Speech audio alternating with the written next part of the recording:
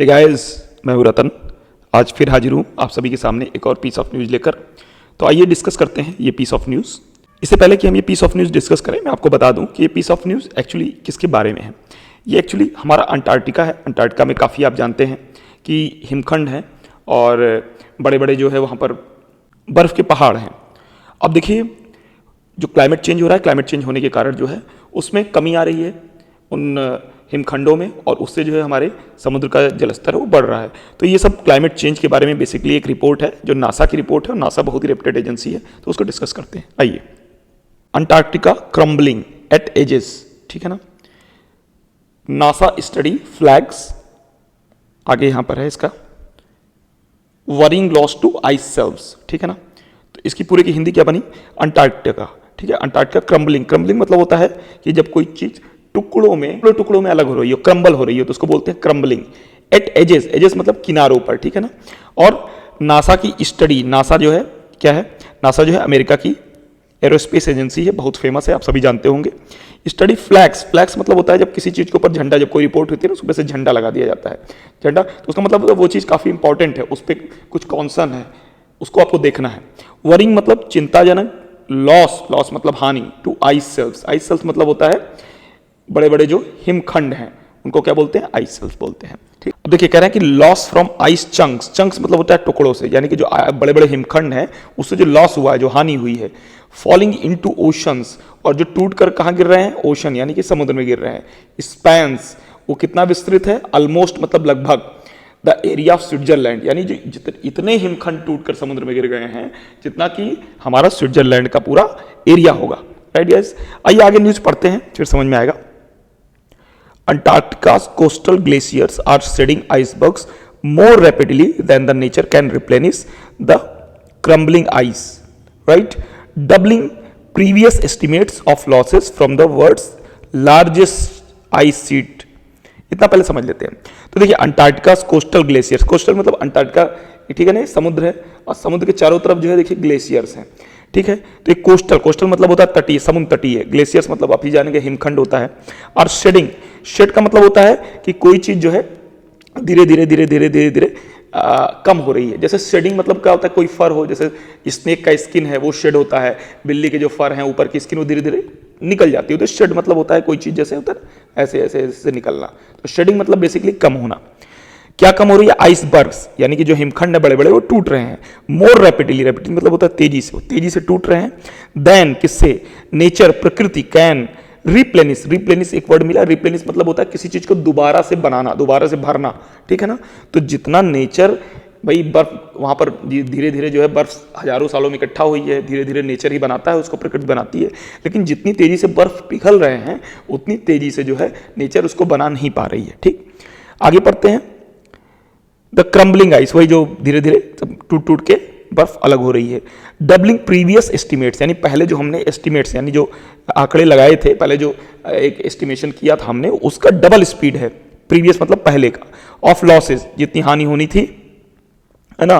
From the world's largest ice sheet, विश्व का सबसे बड़ा जो आइस सीट है वो यहीं पे है अंटार्कटिका में। ओवर द पास्ट 25 ईयर्स, पिछले 25 सालों के दौरान। और ये बातें कैसे निकल कर आई हैं, अ सैटेलाइट एनालिसिस हैज सोव्ड, एक सैटेलाइट एनालिसिस के द्वारा जो है नासा ने ये सब पता लगाया है।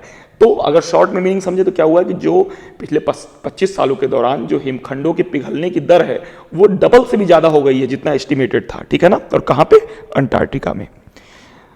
The first of its kind, the first of its kind मतलब होता है ये अपनी तरह का पहला है, मतलब इससे पहले इस तरह का कोई जो प्रयोग है वो नहीं हुआ है। ये लेड बाई, किसने किया है इसको, रिसर्चर्स, वहाँ कहाँ के वैज्ञानिक हैं, कहाँ के खोजकर्ता हैं, नासा के हैं।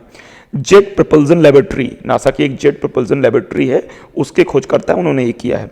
और वो लेबोरेटरी कहाँ है, near Los Angeles, Los Angeles के पास है। एंड पब्लिश्ड, और इस बात को पब्लिश किया इन द जर्नल नेचर, एक जर्नल है नेचर नाम का पत्रिका है, उसमें इन सब बातों को पब्लिश किया, ठीक है। और उसमें रेजेस न्यू कॉन्सर्न्स, उसमें नई चिंताएं उठाई गई हैं, अबाउट किसके बारे में, how fast climate change is weakening Antarctica's floating ice shelves, ठीक है ना, कि कितनी तेज क्लाइमेट चेंज के कारण जो है अंटार्कटिका की फ्लोटिंग मतलब होता है तैरती हुई, देखिए सब तैर रहा है ना, तैरती हुई जो बर्फ की बड़े बड़े हिमखंड हैं, हिमशैल हैं, वो कितनी तेज जो है कमजोर हो रहे हैं। किसके कारण कमजोर हो रहे हैं? क्लाइमेट चेंज के कारण कमजोर हो रहे हैं, ठीक। एंड एक्सीलरेटिंग, एक्सीलरेट मतलब होता है क्या था? बढ़ा देना। क्या बढ़ा देना? The rise of global sea level. अब देखिए होता क्या है क्लाइमेट चेंज, थोड़ा सा समझ लेते हैं। क्लाइमेट चेंज का बेसिकली मतलब है कि हमारे पृथ्वी का जो टेम्परेचर होता है ना, वो एक ऑलमोस्ट कांस्टेंट होता है, ठीक है। जो हमारे चारों तरफ एटमॉस्फेयर है, वायुमंडल है, वो आपने सुना होगा एक ब्लैंकेट की तरह काम करता है। तो ये ब्लैंकेट क्या है? जो बाहर से जितनी गर्मी आएगी और यहाँ से कितनी गर्मी बाहर निकलेगी, ये दोनों को कवर करता है।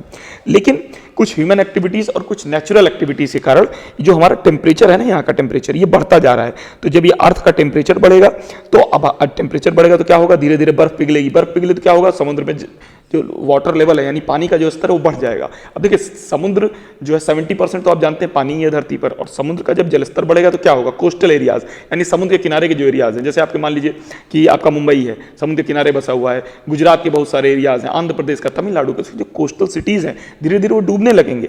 होगा कि नहीं होगा ये? तो यही है क्लाइमेट चेंज का फर्क। इसीलिए ये न्यूज जो है बहुत चिंताजनक है। आगे न्यूज में पढ़ते हैं क्या हुआ है।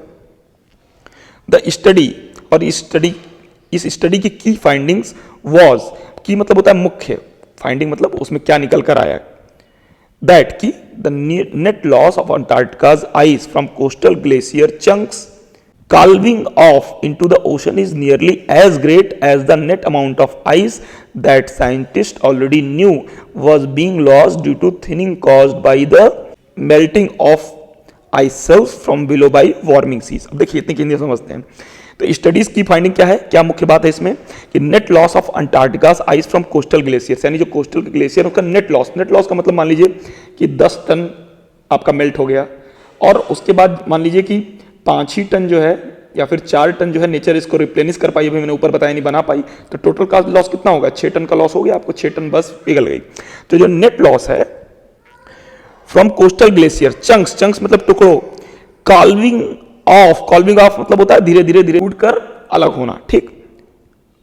इनटू ओशन, जो टूट कर यहां से टूट कर ये सब जो है धीरे धीरे ओशन में जा रहा है। दैट साइंटिस्ट ऑलरेडी न्यू, जो कि साइंटिस्ट पहले से जानते थे, was being lost due to thinning, thinning मतलब होता है धीरे धीरे, नेचुरल काज से भी थिनिंग होती है, पतली होते रहते हैं, गिरते रहते हैं। कॉज्ड बाई मेल्टिंग और ice shelf from below by warming seas, कि भाई जितना बर्फ कोस्टल एरियाज के चंक से टूटकर और समुद्र में मिल रहा है, ठीक है ना, वो उस बात को साइंटिस्ट ऑलरेडी जानता। और एक बात और है जो साइंटिस्ट ऑलरेडी जानते हैं, जो समुद्र का पानी है ना, ये भी गर्म हो रहा है। देखिए लिखा है बिलो बाई वार्मिंग सीज, ठीक है। तो वार्मिंग सीज, समुद्र का पानी गर्म हो रहा है। तो देखिए ये जो आपका हिमखंड है, जितना ऊपर होता है उतना ही नीचे भी होता है, ठीक है। मतलब एक्चुअली 1 भाग ऊपर होता है, 9 भाग नीचे होता है, ऐसा रेशियो होता है इसका। तो ये है नीचे वाला जो पार्ट है जो आपको दिखाई नहीं दे रहा है, ये क्योंकि समुद्र का पानी गर्म हो रहा है, जब हमारा एटमॉस्फेयर गर्म हो रहा है, समुद्र का पानी गर्म हो रहा है, समुद्र का पानी गर्म हो रहा है, तो नीचे से पिघल रहा है बर्फ। तो नीचे से तो पिघल रहा है, ये तो हमें मालूम था, लेकिन ये जो ऊपर वाला जितना टूट रहा है ना, वो भी उतनी ही तेज टूट रहा है जितना तेज जो है नीचे से पिघल रहा है। यही मीनिंग है इस पूरे पैराग्राफ की, ठीक। टेकन टुगेदर, और दोनों को, यानी ऊपर वाले जो पिघल रहा है और नीचे वाला जो पिघल रहा है, दोनों को साथ साथ ले लें। Taken together, thinning and calving have reduced the mass of Antarctica's ice shelves by 12 trillion tons in 1997। 1997 से लेकर अब तक अगर देखा जाए तो जो ऊपर की जो कॉल्विंग ऑफ हो रहा है, टूट कर गिर रहा है, और नीचे की जो थिनिंग हो रही है, यानी जो पतला हो रहा है, दोनों को जोड़ दिया जाए तो 1997 से लेकर अब तक कितना हो चुका है? 12 ट्रिलियन टन हो चुके हैं अब तक। इतना बर्फ जो है पिघल चुका है वहां पर। डबल द प्रीवियस एस्टिमेट, जो पहले जितना हमने एस्टिमेट किया था, जितना आकलन किया था, उसका दुगुना एक्चुअली हो रहा है ये, ठीक।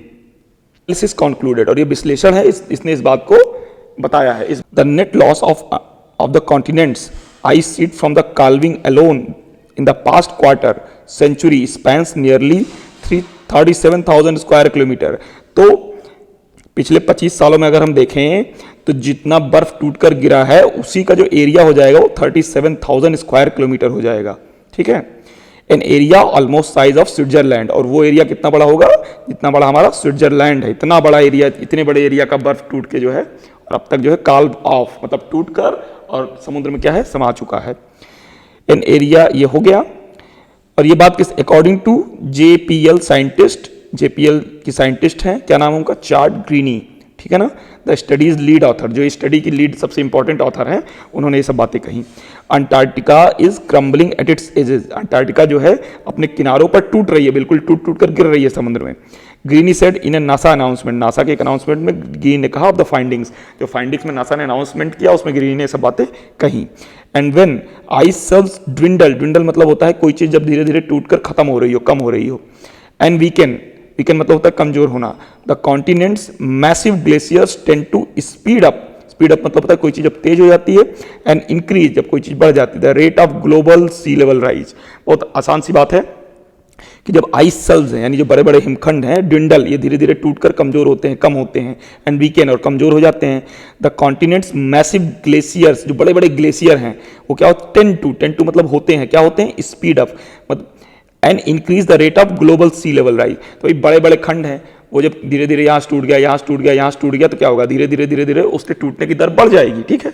और उससे जब टूट के समुद्र में गिरेगा तो समुद्र का जो जल का स्तर वो क्या हो जाएगा, बढ़ जाएगा। द कॉन्सिक्वेंसेस, कॉन्सिक्वेंस मतलब होता है परिणाम, कुड बी इनॉर्मस, इनॉर्मस मतलब बहुत भयंकर, बड़ा, विशाल, इसके जो परिणाम है बहुत विशाल हो सकते हैं। आगे क्यों ऐसे हो सकते हैं। अंटार्कटिका होल्ड्स, अंटार्कटिका में है क्या 88%, क्या 88% है। आगे बढ़ते हैं। Of the sea level potential of all world's ice, तो विश्व का जो सी लेवल का आइस है उसका लगभग 90% अंटार्कटिका में है, और सब पिघल रहा है, सब समुद्र में गिर रहा है, तो क्या होगा, उससे सी लेवल हमारा ऊपर बढ़ जाएगा। Ice shelves permanent floating sheets of frozen fresh water attach to land take thousands of years to form, ठीक है। जो आइस शेल्व्स होते हैं वो क्या होते हैं, परमानेंट यानी स्थायी होते हैं, फ्लोटिंग मतलब तैरते हुए होते हैं, seats of frozen fresh water यानी जो ताजा जल होता है वो जमे हुए सीड्स की तरह होते हैं ना, तभी तो बर्फ बनती है। अटैच टू लैंड, और वो क्या होते हैं, लैंड से जुड़े हुए होते हैं। Take thousands of years to form, हजारों साल लगते हैं इतने बड़े बड़े हिमखंडों को बनने में। And act like buttress holding back the glaciers, ठीक है ना, वो एक बट्रेस की तरह काम करते हैं। देखिए जैसे कोई बिल्डिंग होती है ना, ऐसे ऐसे बिल्डिंग, तो उसको सपोर्ट करने के लिए ऐसे ऐसे, कभी कभी देखा होगा आपने, इस तरह से बड़े बड़े पोज दे दिए जाते हैं। तो ऐसे ही ये जो बड़े बड़े जो आइस शेल्व्स होते हैं ये बट्रेस की तरह काम करते हैं। जैसे हिमखंड है यहाँ पे, तो यहाँ बड़े बड़े हैं, ये हैं, यहाँ पानी है आपका, तो इतना पानी से ऊपर निकला हुआ, बाकी लेकिन ये जमीन तक है, इतने बड़े बड़े हैं, ठीक है। तो इसको होल्ड किए रहते हैं। मान लीजिए यही जब टूटने लगेंगे, ये टूट गया, ये टूट गया, ये टूट गया, अब देखिए ये खत्म हो गया, ठीक है, ये खत्म हो गया तो क्या होगा, यहाँ से टूट जाएगा, ठीक है, तो टूटने लगेगा, टूट टूट के क्या होगा, ये हिमखंड ये गिरने लगेगा। तो वही है, that would otherwise easily slide off, slide off मतलब क्या होता है, फिसल जाएंगे, into ocean causing sea level to rise, ये गिर जाएगा पानी में, ठीक है ना, तो पानी क्या हो जाएगा, पानी के स्तर यहां था, अब यहां उठ जाएगा, ठीक है। When ice shelves are stable, जब हमारे आइस शेल्व्स क्या है, स्थिर हैं, the long term natural cycle of calving and regrowth keeps their size fairly constant, ठीक है। तो लॉन्ग टर्म में क्या होता है, नेचुरल साइकिल होती है कि भाई धीरे धीरे टूटता रहता है, काल्विंग मतलब टूट टूट के गिर रहा है, एंड रीग्रोन और ऊपर से आई बर्फ गिरी जम गया, तो क्या होता है, दोनों regrowth keeps their size fairly constant, तो उनका साइज जो है लगभग फेयरली मतलब ठीक ठाक कांस्टेंट, स्थिर रहता है। कांस्टेंट मतलब स्थिर रहता है, मतलब बहुत ज्यादा कम नहीं होता है। लेकिन अभी क्या हो रहा है, इन रिसेंट डिकेट्स, हाल के डिकेट्स मतलब होता है 10 वर्ष का समय, ठीक है ना, 10 ईयर्स होता है, दशक। तो अभी हाल के दशक में क्या हुआ है, 2, यद्यपि warming oceans have weakened the shelves from underneath, धीरे धीरे आपके ये समुद्र है, ये भी इसका पानी गर्म हो रहा है, तो इसने कमजोर कर दिया क्या, सेल्स को अंडरनीथ मतलब नीचे से, जो नीचे इसका पार्ट नीचे उसको भी नीचे से कमजोर कर रहा है, पिघला रहा है, ठीक। और phenomena previously documented by satellite altimeters, ठीक है ना, ये एक ऐसा फिनोमेना है जिसको पहले जो है कैसे डॉक्यूमेंट किया गया, इसको देखा गया, उसके बारे में लिखा गया, कैसे, सैटेलाइट अल्टीमीटर्स द्वारा। मेजरिंग नापते हुए the changing height of the high, ठीक है ना, इसका हाइट ठीक है, पहले से कम हो गया तो उसको मेजर कर लिया गया, नाप लिया गया। And showing losses averaging 149 million tons year from 2002 to 2020 according to NASA, ठीक है।